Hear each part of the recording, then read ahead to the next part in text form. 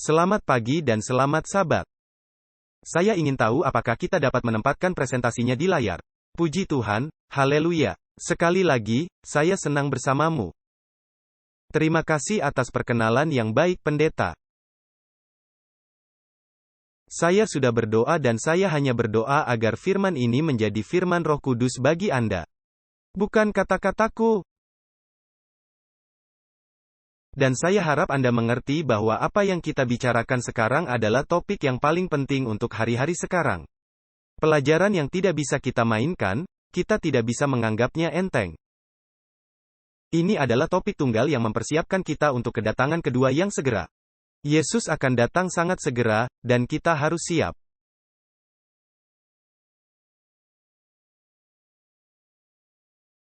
Tadi malam kita berbicara, bagi mereka yang hadir, atau mereka yang menonton melalui internet, tentang doa dan pencurahan Roh Kudus.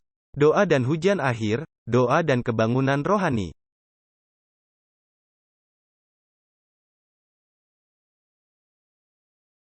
Dan, ketika saya punya waktu untuk melihat seluruh presentasi, yang memakan waktu rata-rata 5-6 jam, pelan-pelan saya tunjukkan satu persatu dalam sejarah manusia, benar-benar semua, tidak terkecuali.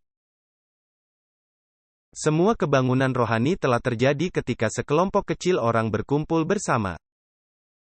Dan saya menggarisbawahi kata itu bersama dan mereka berdoa memohon Roh Kudus. Ada sesuatu tentang berdoa bersama ini, dalam kebersamaan ini. Di mana ada 2 atau 3 orang berkumpul, aku berada di sana. Ini adalah janji. Tuhan tidak berbohong. Kapanpun 2 atau 3 orang berdoa bersama dalam satu keselarasan, kesatuan tujuan, itu akan diberikan kepada mereka. Janji Tuhan kepadamu. Berkali-kali saya bertanya-tanya mengapa kita begitu ragu untuk berkumpul bersama dan berdoa.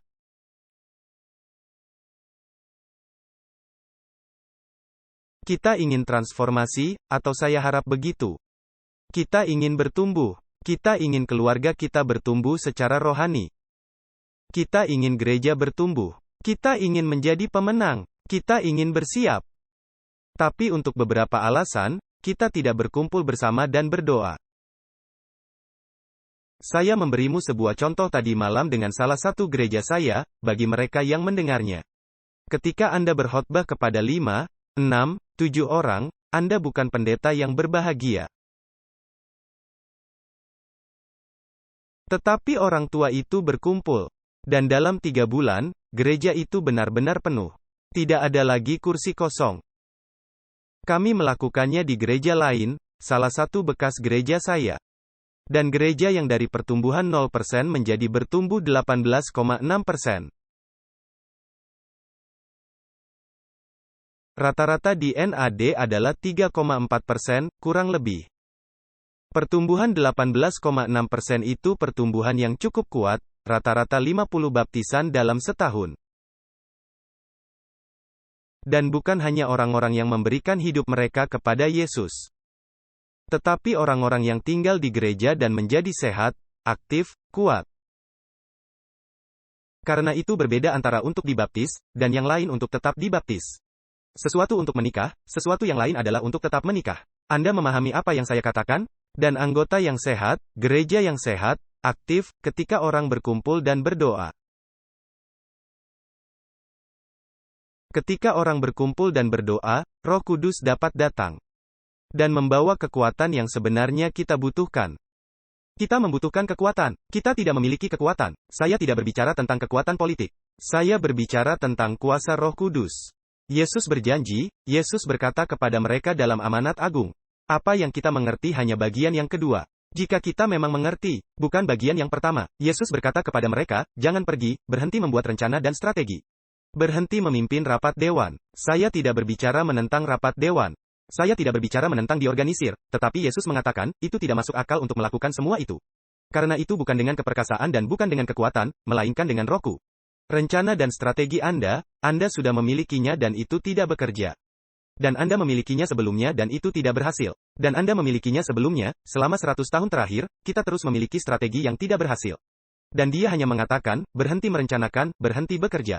Jangan pergi, jangan mencoba untuk bekerja, tetap di kota, dan berdoa, dan berdoa, dan berdoa, dan berdoa, dan berdoa, dan berdoa. Berapa lama? 40 hari? Tidak. 10 hari? Tidak. 3 bulan? Tidak. Berdoa sampai. Itulah kata yang di dalam Alkitab. Berdoa sampai, jadi berapa lama? Sampai. Berdoa sampai engkau menerima Roh Kudus. Ketika engkau menerima Roh Kudus, Yesus berkata, engkau akan menerima kuasa. Lalu pergi. Amanat agung itu bukan hanya pergi, tetapi berdoa, menerima hujan akhir, lalu pergi. Para murid mematuhi perintahnya. Mereka berdoa, menerima Roh Kudus. Mereka pergi dan itulah alasan mereka berhasil. Tapi itu lebih dari itu. Saya mempunyai beberapa kutipan. Kita berharap bisa melihat kutipan itu. Terima kasih saudara. Saya takut saya akan menggigitnya. Saya menghargainya. Ada lebih banyak komentar. Ellen White membicarakannya. Lalu dia berkata, sangat menarik. Dan saya akan tunjukkan kutipan itu nanti. Dia mengatakan, sangat berkuasa. Bahwa di ruang atas itu, semakin mereka berdoa, semakin dekat mereka kepada Tuhan. Dan kemudian dia berkata, saya katakan dalam kata-kata saya, semakin dekat mereka dengan Tuhan, semakin dekat mereka satu sama lain. Dan mereka menjadi satu, kesatuan yang sempurna. Anda tidak melihat itu di gereja kita, persatuan. Ya Tuhan, saya sangat ingin melihat hal itu. Kesatuan yang sempurna. Kita bergumul untuk hal-hal kecil, bukan begitu? Semakin dekat mereka berdoa kepada Tuhan, semakin dekat mereka satu sama lain, dalam kesatuan yang sempurna. Dan kemudian dia berkata, semakin mereka berdoa dan mengulangi kata-kata Yesus. Anda tahu apa artinya? Mereka mengulangi ajaran Yesus. Apa yang dia katakan? Mari kita review. Mari kita pelajari lagi. Mereka mengulangi ajaran Yesus lagi dan lagi, dan lagi, dan lagi. Semakin mereka mengulangi ajaran Yesus, semakin mereka memahami nubuatan. Pikirkan tentang itu, karena kita berbicara tentang nubuatan, tentang pengajaran, tetapi entah bagaimana sepertinya tidak masuk. Semakin mereka berdoa dan mengulangi ajaran Yesus, semakin mereka memahami nubuatan. Dan kemudian dia berkata, mereka akhirnya memahami tentang salib. Sekarang saya ingin Anda mendengar, karena kata-kata ini dalam. Mereka akhirnya memahami salib. Dan dia berkata, ketika mereka memahami salib, mereka mengabdikan diri tanpa keberatan. Jadi biarkan saya menempatkan sebaliknya. Alasan kita tidak berkomitmen, berdedikasi penuh, karena kita masih belum memahami salib. Saya akan memberikan bukti demi bukti, bukti di sejarah, roh nubuat, dan Alkitab, sampai kita memahaminya. Dia mengatakan, ketika mereka akhirnya memahami salib, mereka berkomitmen sepenuhnya. Dan dia berkata, mereka siap untuk melayani Tuhan dengan biaya berapapun, termasuk hidup mereka, dengan sukacita. Mereka siap untuk melakukan apapun yang dia katakan dengan biaya berapapun. Mereka tahu bahwa mengkhotbahkan Injil, itu akan mengorbankan hidup mereka. Petrus, Paulus, Yohanes. Mereka tahu bahwa memberitakan Injil, itu akan mengorbankan hidup mereka. Namun demikian, mereka dengan senang hati melakukannya. Berhentilah berkhotbah, kami akan membunuhmu. Saya lebih suka mendengarkan Tuhan, daripada engkau. Kamu ingat, saya lebih suka mendengarkan, saya tidak peduli apakah saya hidup atau mati. Paulus berkata, bagiku hidup adalah Kristus, mati adalah hak istimewa. Petrus, aku bahkan tidak layak untuk meninggal seperti cara Yesus meninggal. Salibkan aku dengan cara terbalik. Pikirkan tentang hal ini. Mereka berkomitmen segalanya, hidup mereka, waktu mereka, uang mereka, kesehatan mereka, segalanya yang mereka miliki dengan senang hati. Mereka hanya, kami ingin melihat Yesus datang. Jadi kami akan melakukan apapun yang kami bisa, termasuk hidup kami. Komitmen penuh. 100% berkomitmen. Kita belum sampai ke sana, bukan? Kita berkata, oh, betapa saya mencintai Yesus. Tapi kemudian ketika itu tentang komitmen, kita bahkan tidak datang ke depan. Halo? Anda memahami? Berkomitmen penuh, tanpa syarat. Yesus akan datang. Ini adalah tujuan saya. Ini adalah hidupku. Berkomitmen penuh. Para murid memahami salib. Para murid memahami salib. Saya ingat, mereka memanggil ayah saya berkali-kali ke kantor polisi. Saya bahkan tidak bisa menghitungnya. Dan polisi datang ke rumah kami berkali-kali, jam 2 pagi, jam 3 pagi, jam 5 sore. Polisi akan mengetuk pintu, Anda memiliki Alkitab. Dan setiap kali itu adalah sesuatu, setiap kali. Satu kali polisi datang, dan kami memiliki sekitar 40 kotak Alkitab di ruang tamu yang kecil, di apartemen yang kecil. Pada dasarnya dari pintu ke lemari atau lemari kecil itu, bagaimanapun Anda menyebutnya, di sebelah kiri. Dan ke balkon di sebelah kanan, dan ke sofa kecil ini. Dan pintu ini di tengah, ini seperti dari sini ke bangku ini. Dan kami memiliki 40 kotak di sana, dan polisi datang dan mereka membalikkan kamar tidur, lemari, kasur, semuanya. Dan mereka berjalan melalui kotak-kotak itu. Saya pikir mereka akan tersandung kotak itu. Mereka berjalan dan mereka berkata, tidak ada Alkitab di sini. Mereka seperti, apakah Anda buta? Tidak ada kotak di sini. Di mana kalian meletakkannya? Dan ayahku diam. Berbicaralah, hei, kalian dibayar untuk mencari, carilah. Anda perlu menunjukkan Alkitab kalian kepada kami. Dan ayah saya memberi kode dan berkata, jika saya menunjukkanmu Alkitab, kalian memberi saya gaji kalian, karena saya melakukan pekerjaan kalian. Begitu banyak keajaiban, begitu banyak. Dan saya akan berbicara dengannya, ayah, mengapa kamu melakukan itu? Saya ingin melihat Yesus datang.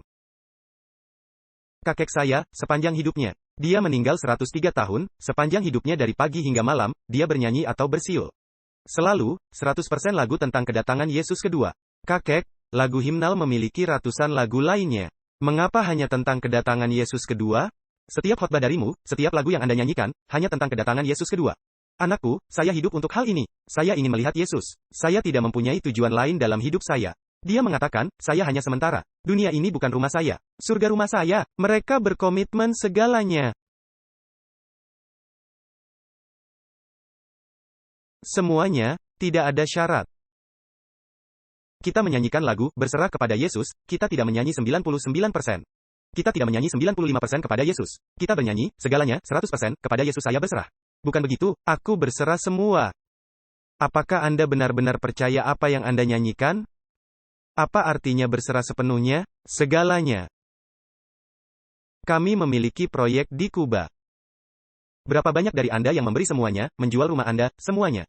Maksudku, semuanya, mobil Anda. Saya tidak bertanya. Ini bukan panggilan untuk persembahan. Saya mengatakan, jika Tuhan datang kepada Anda dan berkata, aku ingin Anda memberikan hidupmu untukku. Anda mengatakan, tidak, saya makan terlalu banyak pizza tadi malam.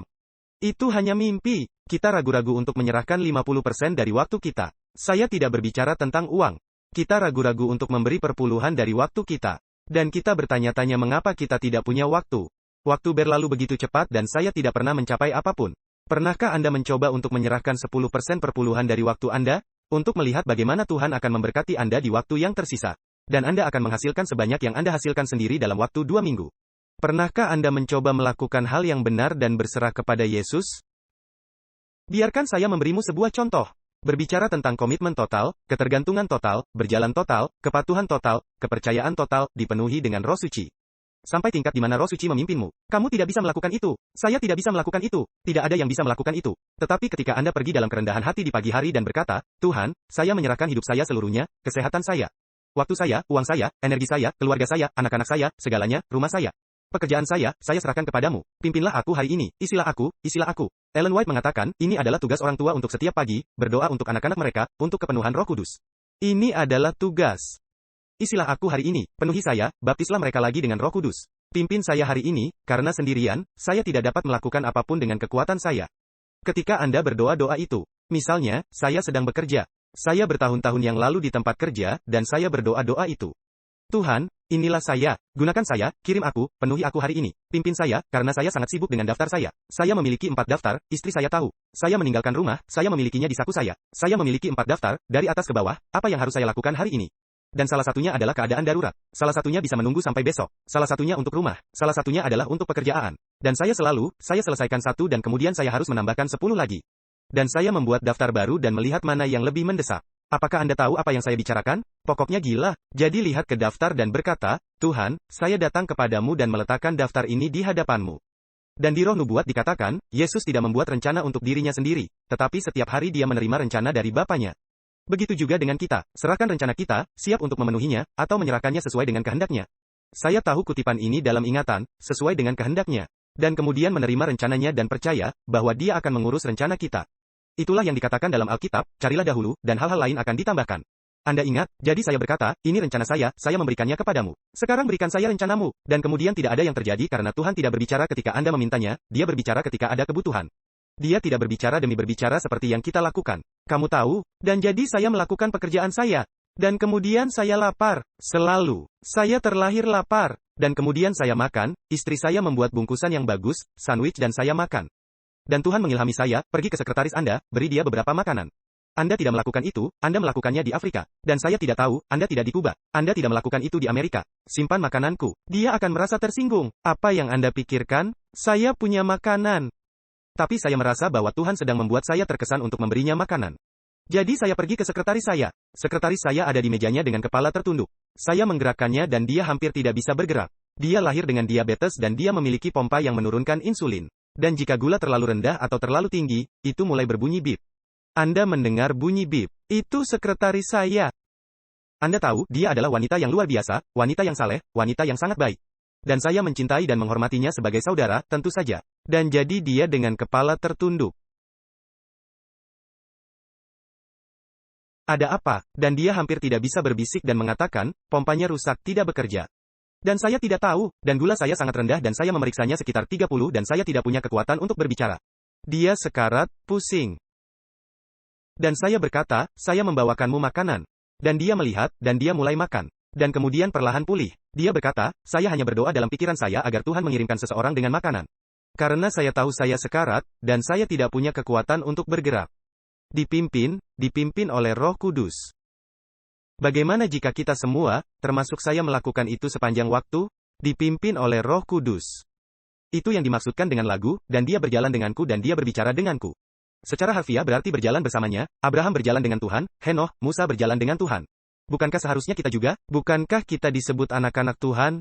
Bagaimana jika kita semua setiap hari, 24 jam 7 hari, terus-menerus dipenuhi dengan Roh Kudus, bergantung pada Roh Kudus?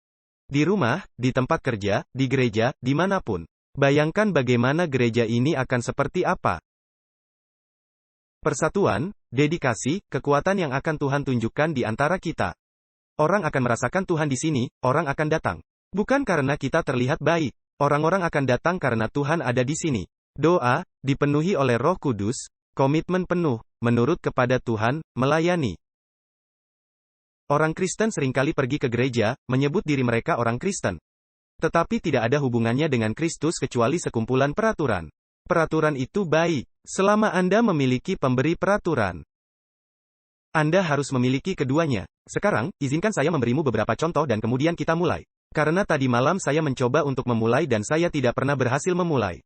Mari kita mulai. Kita mulai pelajaran kita. Saya sudah memberitahumu tentang ayahku. Saya bisa menceritakan lebih banyak cerita. Saya sudah menceritakannya tadi malam, bukan? Tadi malam tentang ayah saya yang dibawa ke polisi dan tentang wali kota. Saya sudah menceritakannya bukan? Yah, ada lebih banyak cerita tentang itu, tetapi kita tidak punya waktu. Waktu kita benar-benar singkat. Pendeta memberi saya izin untuk berbicara selama yang saya inginkan. Tetapi ini bukan tentang Anda. Saya sedikit egois. Ketika saya berbicara sekarang, ini tentang saya. Saya akan lapar. Jadi saya harus membiarkan kalian pulang pada akhirnya, tapi biarkan saya, baik. Kita memiliki waktu yang sangat singkat sebenarnya, karena kita, Anda tahu, kita mulai terlambat. Ini bukan salahku. Itu selalu salahmu. Mari kita mulai. Saya akan lompat. Saya punya di sini 4 cerita, 4 contoh. Saya akan melompati 4 contoh itu dan mulai langsung. Izinkan saya memberi Anda ayat pertama ini. Dengarkan baik-baik, dikatakan karena mata Tuhan, saya ingin Anda memikirkan kata-kata itu, menjelajah seluruh bumi. Jadi Tuhan sebenarnya mencari dari timur ke barat, dari utara ke selatan. Berkeliling mencari, ke kiri dan ke kanan, Rumania, Amerika, Jerman, Jepang, Austria, Australia. Mencari di antara miliaran orang, untuk melimpahkan kekuatannya kepada mereka yang bersungguh hati terhadap Dia. Tuhan sedang mencari orang. Tuhan sedang mencari seseorang yang benar-benar berkomitmen. Dan Tuhan tidak dapat menemukannya. Musa adalah manusia biasa. Musa, Elia, Abraham, mereka bukan Superman, makan superfood, mengendarai supercar, dan menggunakan lem super. Tidak, mereka adalah orang biasa yang mendapatkan penggodaan yang sama, seperti Anda dan saya. Musa, yang sedikit pemarah, Abraham yang siap untuk sedikit mengubah kebenaran, dia adikku. Anda ingat? Orang biasa seperti Anda dan saya, tetapi mereka sepenuhnya menyerahkan hidup mereka. Seperti para murid, siap mati bagi Yesus. Berkomitmen penuh. Dan beri saya satu orang yang berkomitmen penuh dan aku dapat menyelamatkan seluruh negeri. Tuhan dapat menyelamatkan suatu bangsa melalui Musa. Tuhan dapat menyelamatkan suatu bangsa melalui Yusuf. Tuhan dapat menyelamatkan suatu bangsa. Anda memahami saya, melalui satu orang yang berkomitmen penuh, karena Tuhan dapat memberikan kemenangan melalui satu orang, atau 300 orang. Atau melalui 1 juta orang, tidak peduli jumlahnya. Jika kita berkomitmen, Itu tergantung pada kekuatannya, bukan pada jumlah kita. Mari saya jelaskan. Para murid ketika mereka akhirnya memahami salib, dan saya akan memberi Anda beberapa kutipan yang kuat. Ketika Ellen White berbicara tentang 1844, para pionir kita, mereka yang memulai gereja kita. Dan dia berkata, setelah kekecewaan besar, mereka berdoa karena mereka tidak mengerti apa yang sedang terjadi. Kami pikir Yesus akan datang dan mereka berdoa. Dan dia berkata, semakin banyak mereka berdoa, saya akan memberikan kutipannya. Dia berkata, mereka akhirnya mulai memahami nubuatan. Dan kemudian dia berkata, mereka memahami salib. Dan dia berkata, ketika mereka memahami salib, kutipan yang sama, dia mengatakan mereka juga berkomitmen penuh. Dan dia berkata, alasan kesuksesan mereka, pionir kita adalah karena mereka memahami salib. Ketika Anda memahami apa yang Tuhan telah lakukan, Tuhan alam semesta, datang dan mati untuk Anda. Di buku Kerinduan Segala Zaman, kutipan yang terkenal, dia mengatakan, dia meninggalkan surga. Raja segala raja, yang paling suci, meninggalkan surga, dan datang mengambil bentuk manusia. Dan mempermalukan dirinya sendiri dan mengambil dosa-dosa dunia dan mati dalam kematian yang memalukan. Dan dia berkata, untuk Anda ingat kutipannya, untuk Anda, dia menanggung salib. Untuk Anda, dia mati. Untuk Anda, dia bangkit. Untuk Anda, dia melakukan pengantaraan di surga. Jika itu hanya untuk Anda, dia akan melakukan hal yang sama. Bisakah Anda memahami itu? Untuk Anda, letakkan namamu dalam kutipan itu. Untukku, Tuhan mati untukku. Itulah yang Ellen White katakan. Biarkan mereka mengambil komitmen mutlak. Dan kemudian dia berkata, mereka berkomitmen segalanya. Dan dia berkata, mereka siap untuk hidup atau mati untuknya. Tidak peduli lagi, saya hidup untuk Yesus. Dan kemudian dia berkata, kita belum sampai ke sana, karena kita tidak mengerti apa yang telah dia lakukan untuk kita. Pikirkan tentang hal itu. Tidak hanya salib, hidup kekal, bagaimana Anda bisa menjelaskan hidup kekal? Tuhan akan memberimu hidup kekal. Kita bahkan tidak mengerti apa arti hidup kekal itu. Berapa lamakah itu? Anda tahu, namun kita tidak punya waktu untuk berdoa. Kamu mengerti? Kita bahkan tidak punya waktu untuk berbicara dengan Tuhan. Dia ingin berbicara dengan kita dan kita tidak punya waktu untuknya. Kita terlalu sibuk. Dan dia berkata, mereka, pionir kita, memahami salib, dan kemudian mereka berkomitmen semuanya. Tidak ada yang terlalu banyak. Bahkan, itu adalah hak istimewa. Jadi satu orang, Tuhan berkata, beri saya satu orang yang berkomitmen. Dan melalui satu orang, aku bisa membalikkan dunia. Saya akan memberikan beberapa contoh sebelum kita melanjutkan, beberapa contoh. Jadi ngomong-ngomong, Yesus, ketika para murid di ruang atas mengerti segalanya, Yesus memanggil mereka. Kamu adalah saksiku. Anda ingat? Tetapi Yesus menggunakan dua kata untuk itu, di dua ayat yang berbeda di dalam Alkitab. Salah satunya adalah martus dalam bahasa Yunani. Salah satunya adalah marturo dalam bahasa Yunani. Sekarang kita berpikir bahwa terjemahannya adalah kamu adalah saksiku, tetapi itu untuk marturo. Untuk martus terjemahannya bukan saksi, tetapi martir. Orang yang mati untuk seseorang. Yesus berkata di ayat yang satu, kamu adalah martirku. Dan di ayat yang lain, kamu adalah saksiku. Dia menarik kedua ayat itu di tempat yang sama. Dia berkata, jika kamu mengenal aku, kamu siap mati dengan sukacita untuk aku, seperti aku siap mati untukmu. Apakah Anda memahami? Kamu adalah martirku. Berapa banyak dari kita yang akan bersukacita menjadi martirnya? Maksudku, hei, saya ingin mendapat berkat. Tidakkah kita berdoa untuk berkat? Saya ingin sembuh. Saya ingin solusi untuk masalah ini dalam pekerjaan saya, atau masalah ini dalam kesehatan saya, atau masalah ini di keluarga saya. Tetapi siapa yang berkata, Tuhan, saya siap mati untukmu. Saya ingin menjadi martir bagimu. Ini adalah hak istimewa untukmu. Aku sangat mengasihimu. Halo. Tidak ada yang berdoa-doa itu kecuali Paulus. Paulus berkata, dan saya menganggap semuanya sampah. Dan kemudian dia berkata, dan untuk mengenal dia, dan dia telah berkorban dan mati. Saya ingin tahu pengorbanannya. Saya ingin tahu penderitaannya. Saya ingin menjadi satu dengan dia dalam kematian dan dalam hidup. Saya ingin menjadi seperti dia. Orang-orang ingin untuk memahami salib. Biarkan saya memberimu contoh. Izinkan saya memberimu sebuah contoh. Alasan, ngomong-ngomong, apa yang saya katakan tadi malam, di kalimat pendek, meninjau kembali. Saya mengatakan bahwa malaikat itu berkata kepada wanita itu, datang dan lihat, lalu pergi dan ceritakan. Alasan kita tidak memiliki kekuatan ketika kita menceritakan, karena kita belum melihatnya. Yesus berkata, untuk menceritakan, Anda harus datang dan melihat ke kubur. Kita belum melihat kuburan. Dan kita tidak dapat mempengaruhi siapapun karena kita belum mengalaminya. Kita belum memahaminya. Kita harus menjadi martir. Anda perlu menyaksikan. Anda perlu melihatnya, dan kemudian Anda dapat memberikan kesaksian tentangnya.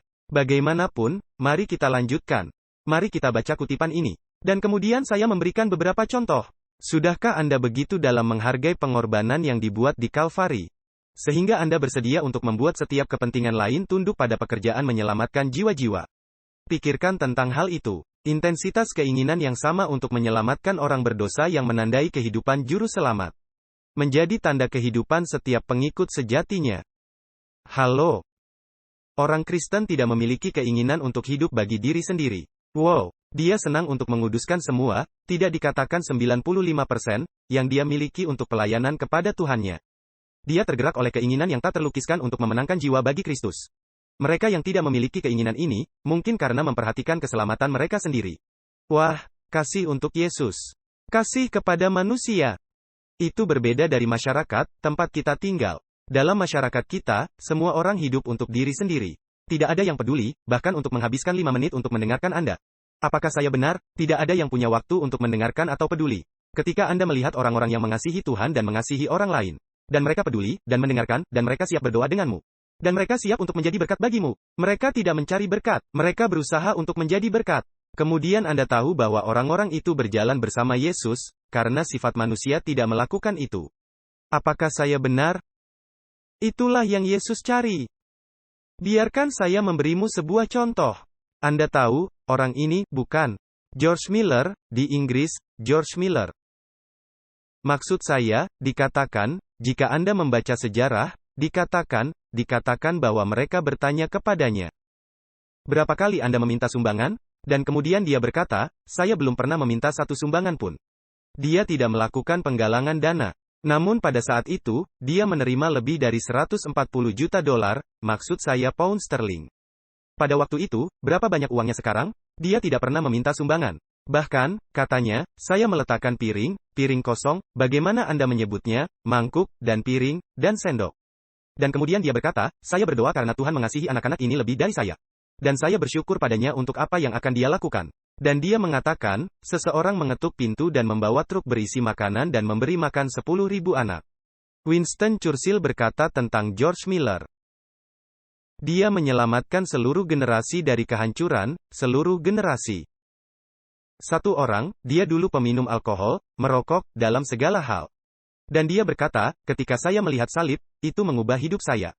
Ketika saya melihat salib, itu mengubah hidup saya. Dia mengatakan, salib memiliki kekuatan yang mengubah. Dia berkata, orang tidak berubah karena mereka belum mengerti kasih Tuhan. Kasih Allah, Anda tahu lagunya? Kasih Allah. Mereka tidak mengerti kasih Tuhan. Dia berkata, ketika saya memahami Tuhan, salib, dia berkata, saya dengan sukacita memberikan segalanya kepada Yesus. Dan percaya pada kuasanya dan kasih-Nya. Jika kita berbicara tentang gedung Ashley Down, Anda melihatnya di sebelah kanan Anda, gedung Ashley Down. Gedung itu diberikan kepadanya, dan makanan dan pemanas dan segala sesuatu di gedung itu, semuanya diberikan setiap hari, di Bristol, di Inggris. Selama perang, orang-orang akan datang membanjiri, ketika bom Jerman menjatuhi gedung-gedung di seluruh gedung-gedung di Inggris. Orang-orang membanjiri gedung itu dan dia bertanya kepada mereka, tidakkah menurutmu bom itu bisa jatuh di sini juga? Dan mereka berkata, tidak, karena kami tahu Tuhan ada di sini. Bukankah itu sesuatu? Bagaimana jika orang mengatakan tentang gereja ini adalah satu-satunya tempat yang aman di kota ini, karena kita tahu Tuhan ada di sini. Dia tidak memiliki gedung super. Dia bukan manusia super, tapi dia berdoa, mendedikasikan semua untuk Tuhan. Dan dia percaya, tidak meragukan kuasa dan kasih Tuhan. Dia berdoa untuk 5 sahabatnya dan mereka benar-benar agnostik. Mereka tidak percaya pada apapun. Dan setelah 18 bulan berdoa terus-menerus setiap pagi, salah satu dari 5 memberikan hidupnya kepada Yesus, dibaptis. Dan kemudian setelah 3 tahun, yang kedua dari 5 sahabatnya. Setelah 10 tahun, yang ketiga dari sahabatnya bertobat. Setelah 36 tahun, 2 lainnya belum juga bertobat. Dan seseorang bertanya padanya, mereka berdua tidak peduli. Berapa lama Anda akan berdoa untuk mereka? Dan dia berkata, selama itu diperlukan, saya akan berdoa sampai saya melihat jawaban, sampai saat itu, saya tidak akan menyerah. Saya memegang Yesus dan saya tidak membiarkan dia pergi. Dia hanya ada 2 pilihan, untuk membunuhku atau menjawab. Ini seperti Yakub, aku tidak akan membiarkanmu pergi sebelum engkau memberkatiku. Dan Yesus berkata, biarkan aku pergi. Tuhan meminta izin, tolong biarkan aku pergi. Tuhan bisa saja melakukannya ini kepada Yakub. Tidak ada lagi Yakub, Hiroshima yang akan terjadi padanya. Tetapi Tuhan tidak melenyapkannya karena Tuhan menyukai doa yang gigih. Itulah alasan Yesus memberikan contoh seorang wanita yang datang kepada hakim. Anda mengingatnya, dan Yesus berkata, hakim yang jahat itu bisa menjadi wali kota Chicago yang baik. Jika hakim yang jahat itu, saya tidak berbicara tentang wali kota. Saya tidak melakukan politik di sini. Saya bahkan tidak tahu siapa wali kota atau gubernurnya. Saya tidak terlalu peduli. Tapi itulah contoh manusia yang korup, jahat. Hakim itu tidak takut Tuhan, tidak peduli pada manusia. Tidak peduli pada apapun, tidak peduli pada keadilan, tidak peduli. Hanya egois tentang kekuasaannya, politisi yang baik. Itu akan menjadi wali kota atau gubernur yang baik, atau senator atau apapun di zaman sekarang ini. Maaf, mungkin ada beberapa orang baik di antara mereka, tetapi politik sangat jahat. Dan pria itu, kata Yesus, hanya karena wanita itu gigih, tidak peduli betapa jahatnya dia. Dia tetap memberikan keadilan karena kegigihannya. Dan kemudian Yesus berkata, terlebih lagi Bapamu yang mengasihimu, akan berlaku adil kepada mereka yang berdoa terus-menerus. Dan kemudian seperti yang saya katakan bahwa dia akan menjawab, dan dia akan menjawab. Dengan cepat. Anda tidak perlu, dia akan menjawab, dia peduli padamu. Dia memberikan hidupnya untukmu. Jadi George Miller, dia berkata, saya akan terus berdoa. Dan kemudian dia berkata, saya belum melihat apa yang akan Tuhan lakukan untuk dua teman terakhir ini. Dan mereka berkata, berapa lama Anda berdoa? Dia berkata, selama saya hidup. Dan mereka berkata, mengapa? Dan dia berkata, dengarkan, selama saya terus berdoa, Tuhan terus bekerja. Jadi saya akan berdoa setiap hari. Jadi Tuhan bisa bekerja setiap hari. Dan mereka berkata, lalu mengapa itu tidak terjadi? Dia berkata, ya, kedua teman saya sangat keras kepala. Jadi Tuhan harus tetap bekerja. Itu adalah doa yang konsisten, gigih dan terus-menerus, bukan begitu? Dan dia telah meninggal. Dia berdoa semuanya, selama 73 tahun untuk dua teman terakhir ini. Halo. Berapa banyak yang saya katakan? Berapa lama? 73 tahun. Dia berdoa 73 tahun. Dia meninggal ketika dia berusia 93 tahun dan dua teman terakhirnya belum bertobat. Dan mereka bertanya kepadanya, Anda sedang sekarat, Tuhan tidak menjawabnya. Dia berkata, kamu tidak pernah tahu. Dia mengatakan, saya akan melihatnya pada saat kedatangan yang kedua kali. Begitulah yang dia katakan, saya akan melihat jawabannya pada kedatangan yang kedua. Pada saat pemakamannya, sahabatnya yang keempat dibaptis, 3 bulan kemudian, sahabatnya yang kelima. Doa, doa, doa yang konsisten. Ngomong-ngomong, saya akan memberimu contoh lain. Beri saya waktu sebentar. Ya, dikatakan, saya tidak tahu apakah Anda pernah mendengar tentang Hao Ya Jie. Saya bahkan tidak tahu apakah saya membacanya dengan benar. Gereja Beiguan adalah gereja terbesar di Cina, gereja terbesar di Cina. Dia mulai dengan sebuah kelompok kecil yang terdiri dari sekitar 6 orang, untuk berdoa setiap pagi pada pukul 4 pagi. Gereja mereka sangat kecil, saya tidak tahu jumlahnya, jadi saya tidak bisa memberi Anda jumlahnya. Gereja mereka sangat kecil, terisolasi, tidak ada uang, tidak ada harapan. Dia mengundang mereka pada jam 4 pagi. Dia berkata, Anda pergi bekerja jam 7. Kita perlu berdoa pada jam 4 pagi bersama-sama. Itu membutuhkan komitmen. Berapa banyak dari Anda yang bersedia untuk datang ke sini pada jam 4 pagi? Jangan angkat tangan. Saya tidak ingin Anda berbohong. Dan mereka pergi ke gereja dan berdoa bersama dari jam 4 sampai jam 6, tidak tinggal selama 2 jam. Jangan salah paham, mereka datang dan pergi. Itu bergantung jadwal mereka, dan seberapa jauh mereka harus berkendara ke gereja, ke tempat kerja. Beberapa orang datang pada jam 4, beberapa orang pada jam 5. Anda memahami saya, mereka akan datang, tinggal di sana 15 menit, setengah jam, 1 jam dan diam-diam pergi. Yang lain datang, dan yang lain pergi. Dan mereka memulai sebuah kelompok kecil, 6 orang untuk berdoa dan kemudian kelompok itu jadi 20 dan 50 orang. Dan kelompok itu akhirnya menjadi 100 orang berdoa dari jam 4 ke jam 6. Dan kemudian dia berkata, mengapa kita tidak berdoa lebih lama? Dan mereka memindahkannya dari jam 4 ke jam 9 pagi. Sekarang, izinkan saya memberitahu Anda apa yang terjadi. Mereka berubah dari segelintir orang menjadi 7.000 anggota, kemudian menjadi 20.000 anggota. Dan kemudian mereka, kelompok itu mendirikan 380 gereja di China, selama penganiayaan. Tidakkah Anda senang jika setiap anggota mendirikan 380 gereja? Mengapa tidak terjadi di sini? Yah, karena ini Amerika, di sini sulit. Tidak ada yang mustahil bagi Tuhan. Jangan katakan bahwa Tuhan tidak bisa melakukannya. Kita membatasi Tuhan. Kita terlalu nyaman. Kadang-kadang dibutuhkan penganiayaan, atau kesulitan atau penyakit atau sesuatu yang menentukan kita untuk akhirnya berdoa. Dan meminta pertolongan Tuhan. Kita pikir kita bisa melakukannya. Jadi 380 gereja. Dan mereka bertanya padanya, apa alasan kesuksesan Anda? Apa rencana yang Anda gunakan? Dan dia berkata, berdoa memohon kekuatan Roh Kudus. Dan kemudian dia berkata, Yesus menjanjikan penghibur. Saya berdoa untuk janjinya. Yesus menjanjikan penghibur itu. Saya berdoa untuk janjinya, hujan akhir. Ketika para murid berdoa memohon Roh Kudus, ribuan orang dibaptis setiap hari. Biarkan saya melanjutkan lagi sedikit. Saya ingin memberi Anda contoh lain, saya tidak memilikinya di laptop ini. Dan saya tidak ingin memberikan jumlahnya dari saku saya. Hanya untuk menemukan jumlahnya demi jumlahnya. Saya ingin sangat tepat dalam jumlah yang saya miliki, tetapi kadang-kadang. Ya, saya menemukannya. Ngomong-ngomong, dua kutipan yang mungkin ingin Anda ketahui dari kerinduan segala zaman. Ellen White berkata, berdoalah untuk yang Roh Kudus, dengan penerimaan Roh Kudus, dengan penerimaan Roh Suci. Semua pemberian lainnya akan tersedia untuk Anda. Apakah Anda mengerti? Berapa banyak? Semua. Kutipan lainnya, janji berkat Roh Kudus yang diklaim oleh iman akan mendatangkan semua berkat lainnya di jalannya. Janji Roh Kudus akan memberikan. Ini seperti, saya memberikan contoh ini kadang-kadang, dan orang-orang, saya tidak tahu apakah mereka mengerti saya. Ini seperti, aku ayahnya, Anda adalah anak saya. Anda memiliki sampah, Toyota Corolla tahun 1972. Dan saya memiliki semua dealer Toyota di seluruh negara bagian. Saya memiliki 10, 11, 15 dealer. Saya tidak tahu, aku adalah aku, mereka adalah milikku. Saya kaya raya, sangat kaya. Saya bahkan tidak tahu jumlah uang saya, sangat kaya. Saya memiliki semua dealer itu. Dan Anda datang kepada saya butuh bumper.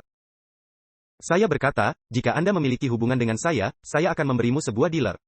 Tidak, Anda tidak mengerti saya. Saya sedang dalam kesengsaraan. Saya butuh bumper. Dan kemudian kamu datang besok. Saya butuh alternator. Dan kemudian Anda datang besok. Saya membutuhkan bantalan untuk rem saya. Berhentilah meminta hal-hal kecil. Ketika Anda mendapatkan saya, Anda mendapatkan dealer. Anda mendapatkan mobil baru, Anda mendapatkan segalanya, semua yang dapat Anda bayangkan, Anda memilikinya, itu milikmu. Dan Anda tidak mengerti. Anda berkata, saya butuh bumper. Itu yang kita lakukan pada Tuhan. Kita pergi kepadanya dan berkata, saya butuh ini, butuh itu. Dan Tuhan berkata, jika Anda mendapatkan Roh Kudus, semuanya ada di sana. Berhentilah meminta hal-hal kecil, mintalah Roh Kudus. Jika Anda orang tua, jika kamu yang jahat tahu memberi pemberian yang baik kepada anak-anakmu, apalagi Bapamu yang di surga akan memberikan Roh Suci kepada mereka yang meminta. Tetaplah meminta Roh Kudus. Tapi kita ingin bumpernya.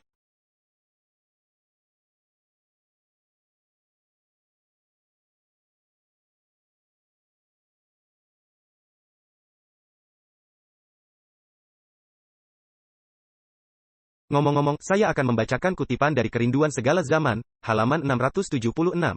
Tinggal di dalam Kristus. Kita berkata, tinggal sertaku, kita tahu lagunya bukan? Apa artinya tinggal di dalam Kristus? Jika kamu tinggal di dalam aku dan aku di dalam kamu ingat ayat Alkitabnya? Apa maksudnya? Tinggal di dalam Kristus berarti penerimaan terus-menerus dari Roh Kudus. Apa artinya tinggal di dalam Kristus? Penerimaan Roh Kudus yang terus-menerus. Kehidupan yang tanpa syarat, berdedikasi, berserah, komitmen kepadanya dan pelayanannya. Menerima Roh Kudus dan komitmen terus-menerus. Itu artinya tinggal di dalam Kristus.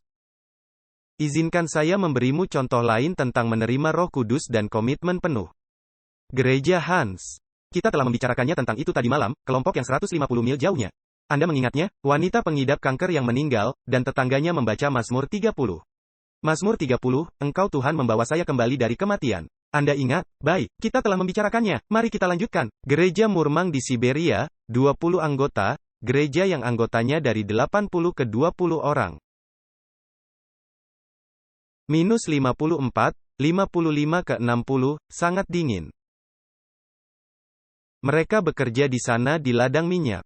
Mereka mengekstrak minyak dari tanah. Dan mereka pergi setiap 6 bulan, mereka pulang selama beberapa minggu. Dan kemudian mereka kembali ke Siberia, para pekerja, dan mereka memiliki gereja di sana, dan gereja itu mati. Dan mereka menunggu pemakaman yang bagus dan menguburkan gereja itu. Dan itu saja, gereja mati dan mereka berkumpul dan mereka berkata, kami telah mencoba pelajaran Alkitab. Tidak ada yang datang. Kami telah mencoba menginjil, tidak ada yang datang. Kami telah mencoba melakukan klinik kesehatan, tidak ada yang datang. Kami telah mencoba segala sesuatu yang kami dapat lakukan. Apa yang harus kami lakukan? Dan salah satu dari mereka berkata, "Mengapa kita tidak berdoa?" Yah, itu terlalu sederhana. Doa adalah kunci yang membuka gudang surga. Anda ingat, mengapa kita tidak berdoa? Dan mereka berkata, "Baiklah, mari kita berdoa." Tapi mereka bekerja di minus 50, 60 derajat dan mereka berkumpul di malam hari. Dan ketika mereka berdoa, di dalam panas, menyenangkan, disegarkan oleh terakota. Mereka memiliki terakota dengan kayu. Saya tidak tahu apakah Anda tahu apa yang saya bicarakan. Dan mereka semua, segera setelah mereka mulai berdoa di lingkungan yang hangat, mereka semua akan tertidur. Dan mereka berkata, "Ini tidak baik. Kita tidak bisa berdoa karena kita tertidur." Dan kemudian salah satu dari mereka berkata, "Saudara-saudara, Anda ingin saya jujur, tidak ada yang tertidur kalau memancing di pagi hari jam 4. Kita lanjut, kita potong esnya. Ada yang pernah memancing es? Kami memotong es. Dan itu sangat dingin, tidak ada yang tertidur. Mengapa kita berdoa di dalam? Mengapa kita tidak pergi ke lubang pemancingan dan berdoa? Itu tidak nyaman. Itulah alasannya. Mari kita pergi. Mari kita keluar dari kenyamanan kita." Jadi mereka pergi ke sana. Dan dia berkata, "Mari masuk ke dalam es." Mereka berkata, "Apakah kamu gila?" "Tidak, saya perlu memastikan bahwa Anda tidak tertidur. Mari kita masuk ke dalam es." Mereka membuat lubang. Mereka masuk ke dalam es dan mulai berdoa. Tidak ada yang tidur. Suatu hari, 2 hari, 3 hari, sebulan, 2 bulan, gereja mereka berubah dari 20 menjadi sekitar 200. Saya tidak ingat jumlahnya. Jangan tanya saya. Saya perlu memeriksa angkanya. 80 baptisan dalam 40 hari berdoa pertama, 80 baptisan dalam 40 hari. Mereka tidak pernah memiliki begitu banyak. Dan kemudian mereka mendirikan 5 gereja lagi di desa-desa sekitar mereka di Siberia. Dan mereka berkata, "Anda tahu, berdoa berhasil. Mari terus berdoa." Dan cerita itu mengatakan, selama mereka terus berdoa, mereka terus berkembang. Ketika mereka berhenti berdoa, mereka berhenti bertumbuh. Bukankah itu sesuatu? Ini seperti Musa, selama dia mengangkat tangannya, mereka menang. Anda mengingatnya, ketika dia akan menurunkan tangannya, berhenti berhubungan dengan Tuhan, berhenti berdoa. Tidak ada lagi kekuatan yang datang dari atas. Tidak ada lagi kemenangan. Anda akan kalah dalam pertempuran. Itu kuncinya. Itulah kuncinya. Saya berikan kepadamu beberapa waktu lalu, ketika saya masih di sini di Chicago, kisah Kenya, apakah Anda ingat? Hah? Tidak. Oke. Anda membutuhkan pil memori. Saya tidak akan menceritakannya lagi. Sekelompok pendeta berdoa bersama, hanya ringkasan cerita untuk Nairobi.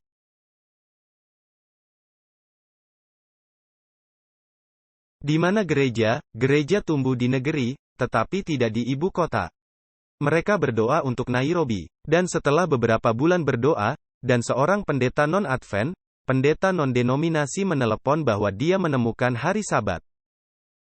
Dia menginginkan pelajaran Alkitab. Dia dibaptis, anggota gerejanya dibaptis, kemudian dia memberikan kepada 2.000 pendeta, pelajaran Alkitab. Dan lebih dari 120 di suatu tempat, saya tidak ingat jumlahnya, makanya saya tidak mau memberikan angka sekitar 180, 90, terserah. Lebih dari 100 pendeta non-Advent dibaptis dan mereka membawa Injil ke gereja mereka. Kita berbicara tentang sejumlah besar orang yang berbalik karena sekelompok dari mereka berkumpul dan berdoa. Saya tidak akan membahas cerita itu secara detail. Contoh lain di Mongolia, jumlah mereka, di negara kecil itu, 3 juta orang. 3 juta orang di seluruh negeri, lebih dari 20.000 atau lebih adalah saman. Anda tahu apa itu saman? Mereka adalah guru spiritisme, guru spiritual, mereka berbicara dengan setan. Mereka menyembah setan. Mereka berbicara dengan roh-roh jahat secara tatap muka. Kita berbicara tentang kerasukan setan dan komunikasi dengan setan. Dan kelompok anggota kami adalah kelompok yang sangat kecil. Sangat kecil, kita berbicara tentang beberapa orang. Berkumpul dan berdoa untuk kota itu. Mereka berkata, "Kami punya saudara, memiliki ini dan itu. Kami perlu berdoa untuk mereka." Dan mereka berdoa untuk mereka, dan mereka berdoa, dan mereka berdoa. Dan setelah beberapa bulan berdoa, 50 dukun dibaptis. Bisakah Anda bayangkan itu? Dan kemudian ceritanya panjang, dikatakan mereka dibebaskan dari setan. Ada yang sembuh dan lain sebagainya. Saya memberi Anda beberapa waktu lalu, kisah gereja Bergamot, di sebelah Milan, di Italia, sudah pernahkah saya ceritakan? Anda ingat, gereja Bergamot di Italia. Suatu kelompok yang terdiri dari 40 anggota di gereja, suatu kelompok yang terdiri dari 16 orang, kurang lebih. Saya tidak ingat, mereka berkumpul dan berdoa setiap pagi dari pukul 6 hingga pukul 6.30 di gereja. Kemudian seorang tetangga datang, meminta untuk didoakan untuk istrinya yang menderita kanker stadium akhir. Dia sembuh, kemudian mereka dibaptiskan, dan mereka memberitahu tetangga sebelahnya dan tetangga sebelahnya. Dan lebih banyak orang mulai datang pada pukul 6 pagi ke gereja untuk didoakan. Gereja menjadi 240 anggota atau berapapun jumlahnya. Dan kemudian mereka mendirikan 2 gereja lagi di sekitar kota. Dan orang-orang akan berkata di kota, kami pergi pada pukul 6 pagi ke gereja Advent, karena orang-orang itu berdoa untuk kami. Alangkah baiknya jika gereja Anda dikenal sebagai rumah doa, tempat orang-orang datang untuk didoakan. Ketika orang berkata, tolong jangan tutup gereja itu karena itu gereja yang berdoa untuk kami. Bukankah itu sesuatu? Kebangunan kesalehan sejati adalah yang terbesar dan paling mendesak dari semua kebutuhan kita. Untuk melakukan ini haruslah menjadi pekerjaan pertama kita.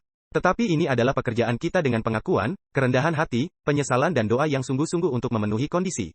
Kebangunan rohani perlu diharapkan hanya sebagai jawaban atas doa. Tidak akan ada kebangunan rohani tanpa doa, tidak ada kebangunan rohani, tidak ada kebangunan rohani.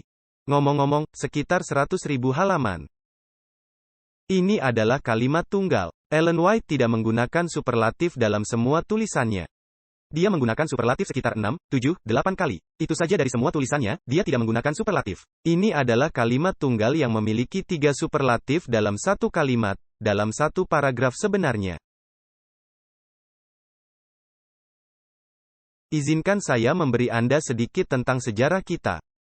Pada tahun 1844, dia mengatakan bahwa mereka berkomitmen semuanya. Dia mengatakan bahwa mereka menyadari bahwa Yesus mati untuk mereka dan bahwa dia akan datang. Dan dia berkata, mereka mengasihinya lebih dari apapun, termasuk hidup mereka sendiri. Dan mereka berkomitmen pada diri mereka sendiri, dan berkomitmen seluruhnya, semua yang mereka miliki. Dan kemudian dia berkata, sangat menarik, bahwa kita tidak pernah bisa menyamai keinginan dan kasih dan komitmen itu. Jika Anda membaca seluruh paragraf, dia berkata, ada roh penyucian dan dedikasi, yang belum ada sekarang ini. Mereka bersedia mengorbankan apapun.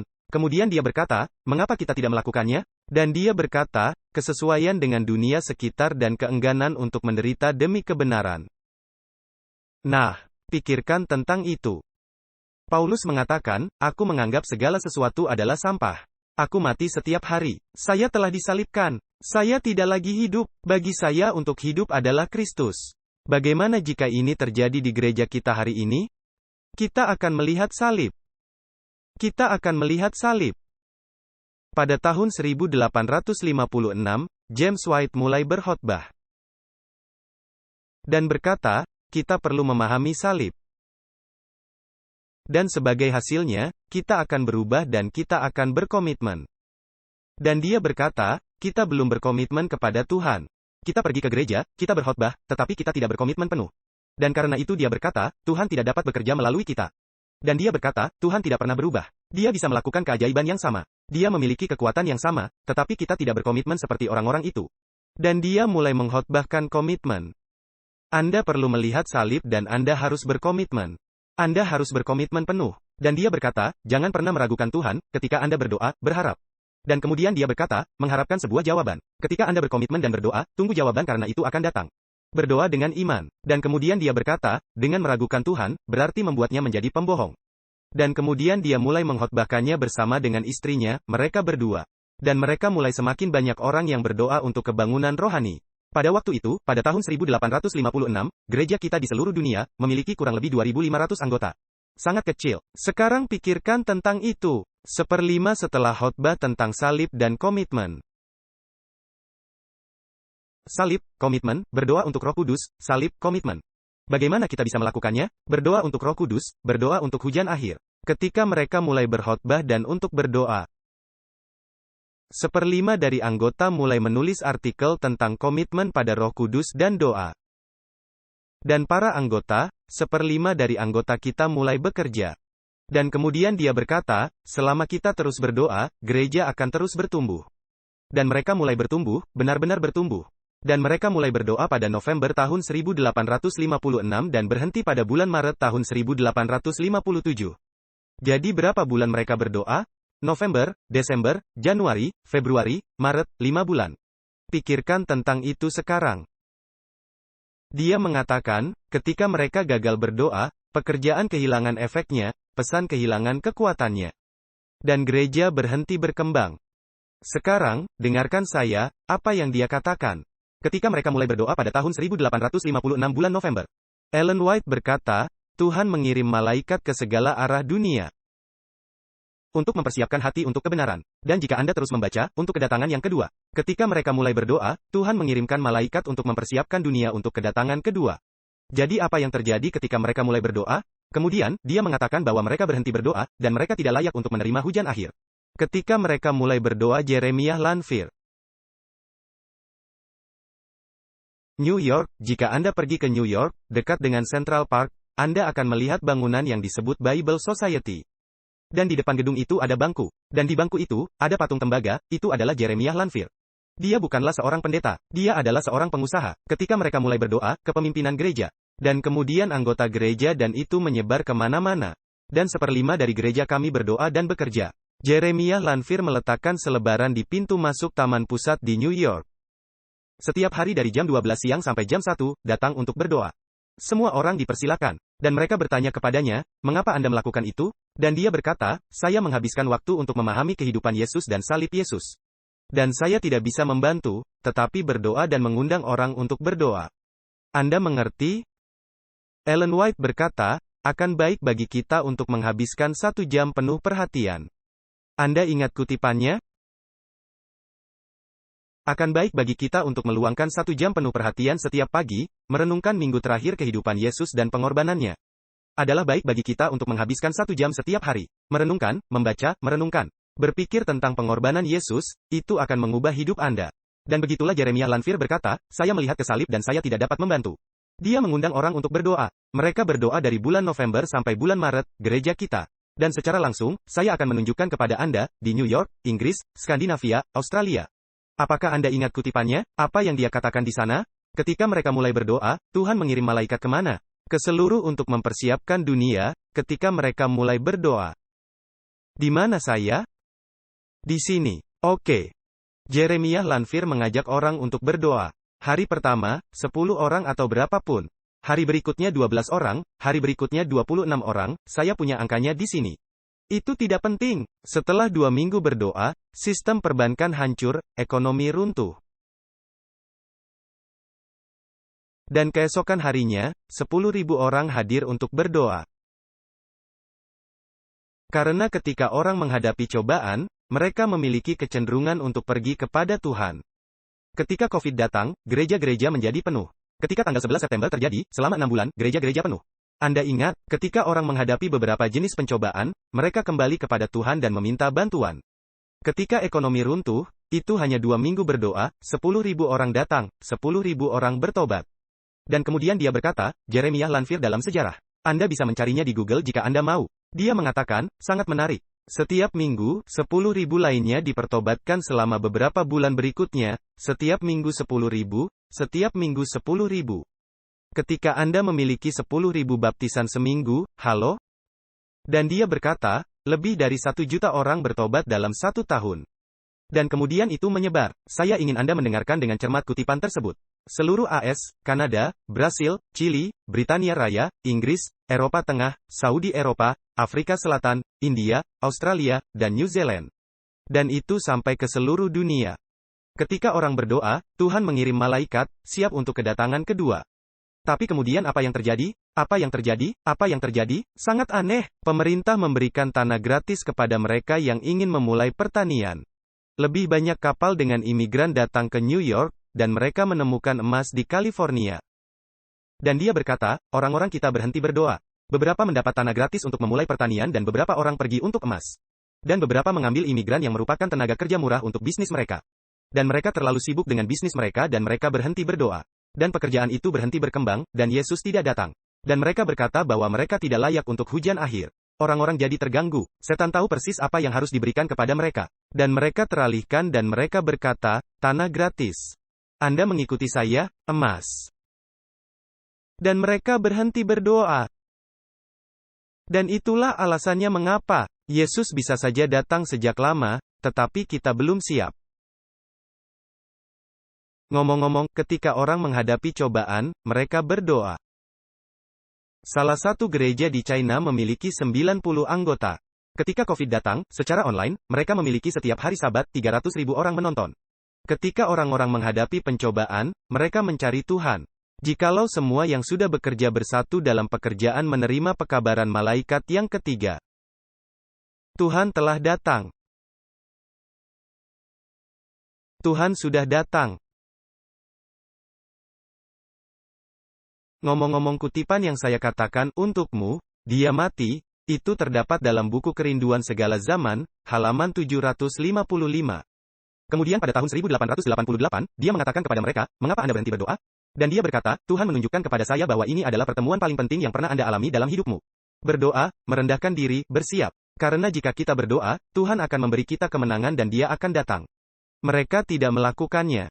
Dan sekarang dia berkata, banyak orang telah kehilangan pandangan akan Yesus. Sekarang berbicara tentang kebenaran oleh iman dan salib. Dia berkata, ini adalah pesan yang Tuhan perintahkan untuk diberikan ke seluruh dunia.